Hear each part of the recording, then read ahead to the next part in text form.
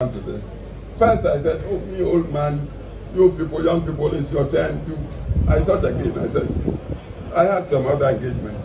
So I'll rush here and give you my peace of mind and appeal to you. And the current leadership of the party that decided to set up this institute.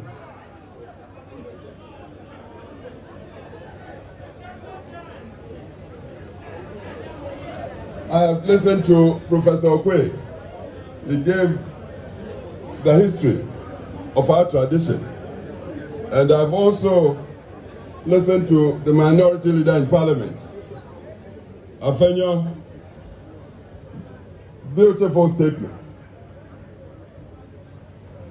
But I do not want us to delude ourselves. We must ask, how come a party with the philosophy and vision for humanity, that's our main strength, humanity, of our tradition, how come we have been reduced to the current situation, a situation we all regret or must regret? How come? This thing didn't happen just like that. If we take care to look at the electoral history from 2016, 2020, 2024, and if we are sincere with ourselves, we would know that the electorate of Ghana has matured. Nobody can deceive it. I assure you, I believe this electorate, the Ghanaian electorate, I'm not talking of party electorate, has not rejected the value systems of our tradition. Who doesn't want respect for human rights? Who wouldn't want an economy that is generating wealth to benefit the entire population inclusively? Who would not support equality of opportunity for all the children of Ghana? All the children, from kindergarten through junior high, senior high to the universities. Ghana would support this. Who would want to live under a dictatorship that would grab people and put in detention 5 years without trial? Ghana does not support that. 2016, the nation very liberally gave us power, huge majorities. But just 4 years later, let's be critical with ourselves. What was the outcome of the 2020 election? And then just another 4 years, what was the outcome of the 2024 election?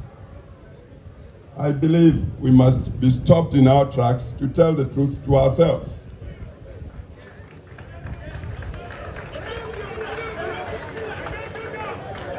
I believe such self-critical analysis would be the first step to our regaining power. And it's possible for even 2028.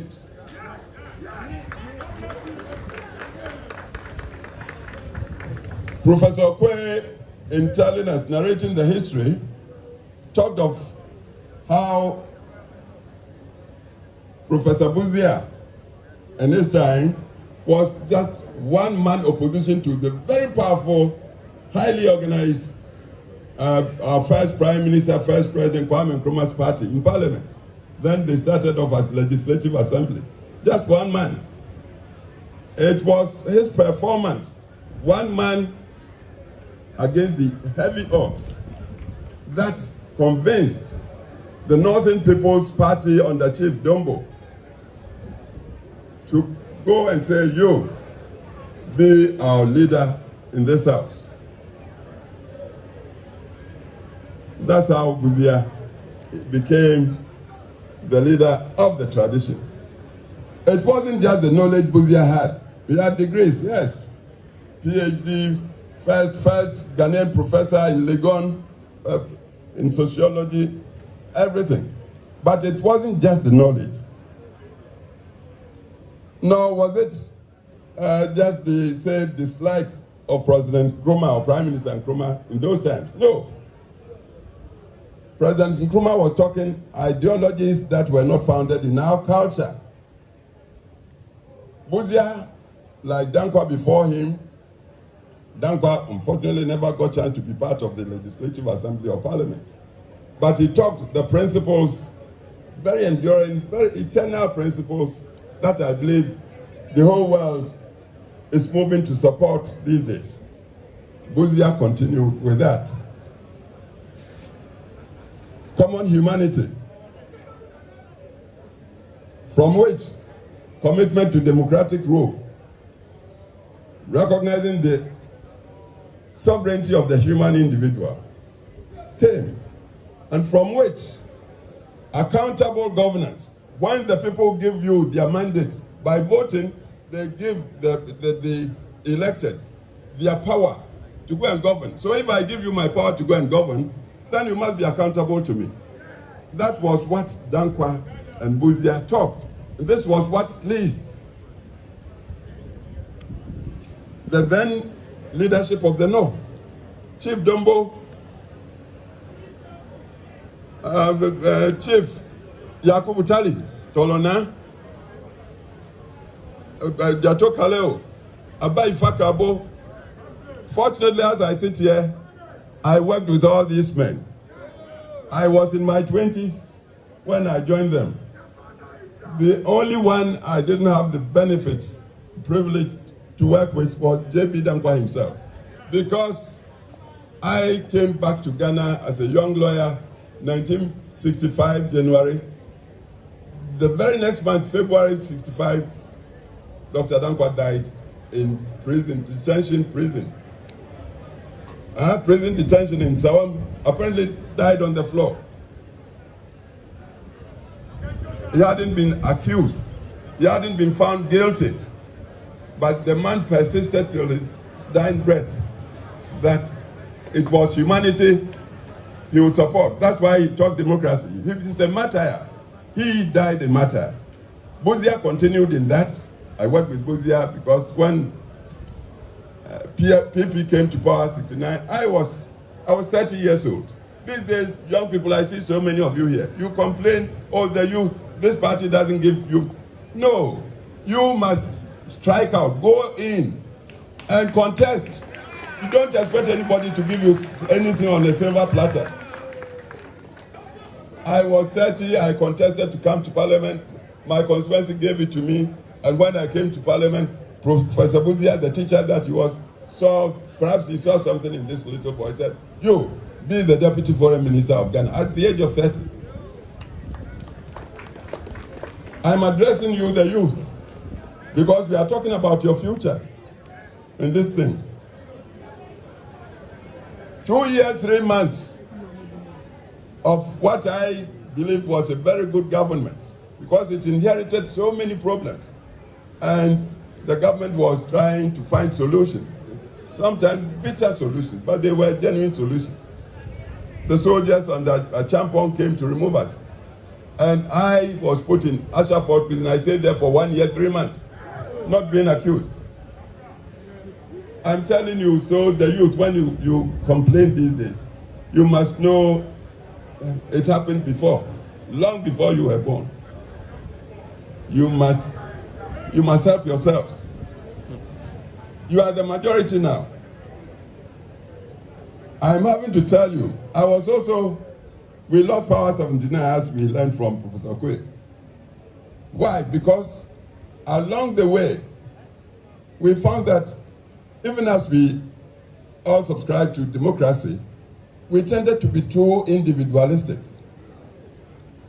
Egos were so big.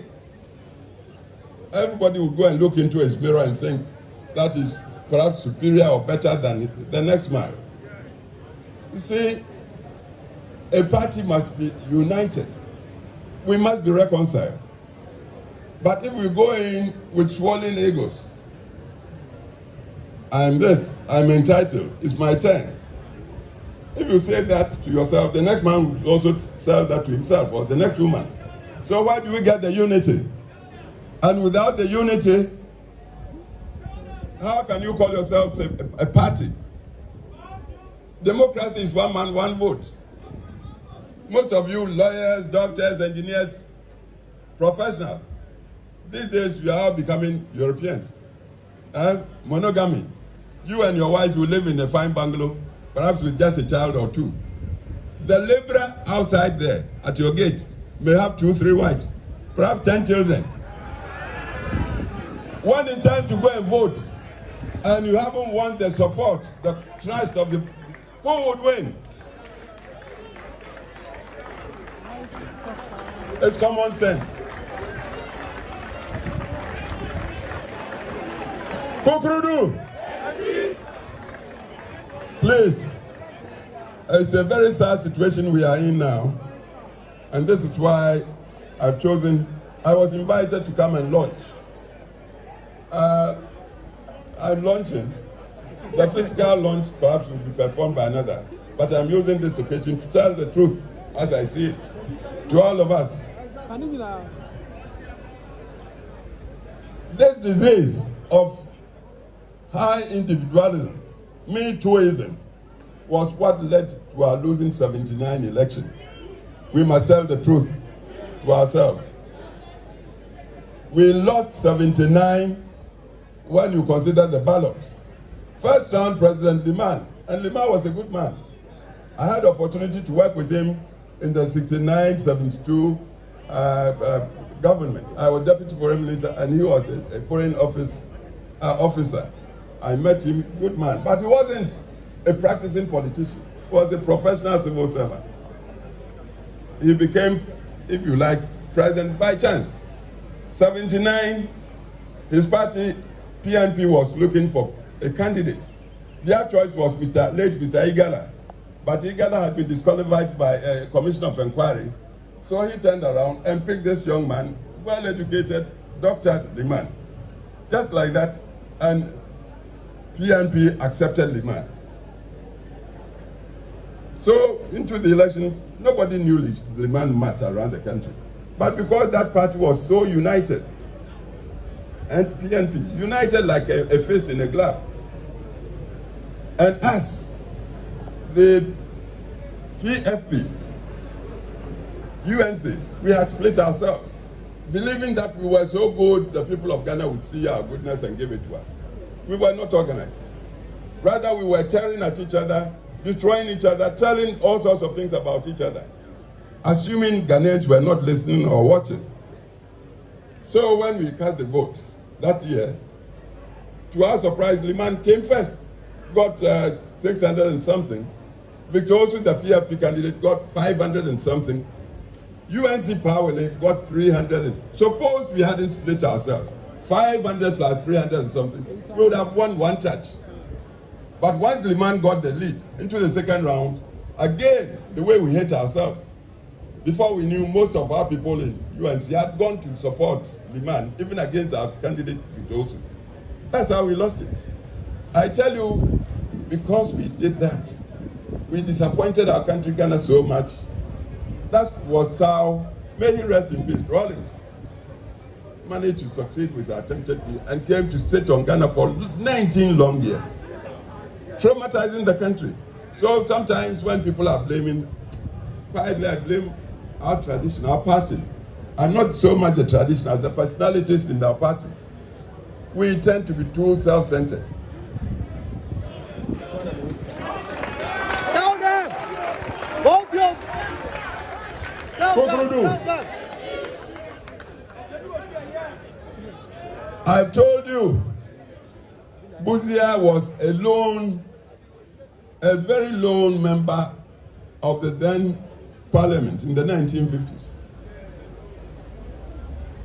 The Northern People's Party came to that house. Bawumia was there before the NPP came. I think NPP came in 54.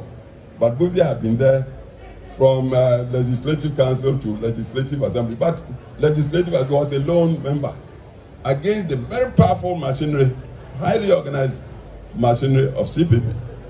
But the way he performed and the principles he upheld, I believe those were the things that made the Northern People's Party entering Parliament then or Assembly decide, look, you are alone, but be our leader.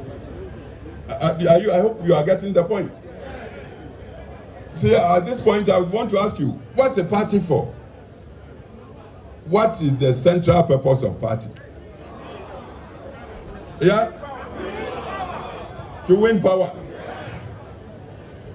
That's I would say, the only purpose.